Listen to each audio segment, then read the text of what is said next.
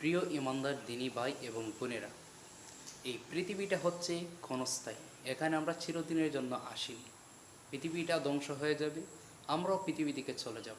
অর্থাৎ এই পৃথিবীর কোনো কিছুই থাকবে না। এই যে চলে যাব, এই চলে যাওয়ার ধরন হচ্ছে দুইটি। অর্থাৎ দুইভাবে মানুষেরা এই পৃথিবী থেকে যায়। একটি হচ্ছে মানুষের উৎকৃষ্ট মৃত্যুর দ্বারা, আর দুই নম্বরে হচ্ছে নিকৃষ্ট মৃত্যুর দ্বারা।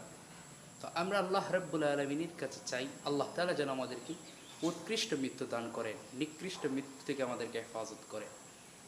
আল্লাহ তাআলার কাছে আমাদের এই চাওয়া, আল্লাহ তাআলা যেন আমাদেরকে তার প্রিয় করে কবুল করে নেন, অতঃপর আমাদেরকে উৎকৃষ্ট মৃত্যুর মাধ্যমে তার কাছে নেন। কেননা আমরা তো এ কথা সাক্ষ্য দিই, ইন্না লিল্লাহি ওয়া ইন্না ইলাইহি রাজিউন। আমরাই তো বলি আমরা আল্লাহর জন্য, নিশ্চয়ই আমরা আল্লাহর জন্য, আবার আমাদেরকে আল্লাহর দিকে প্রত্যাবর্তন করতে হবে, ফিরে যেতে হবে। আল্লাহ তাআলা আমাদেরকে তার প্রিয় করে নিন, আমাদেরকে উৎকৃষ্ট মৃত্যু দান করুন। আমিন।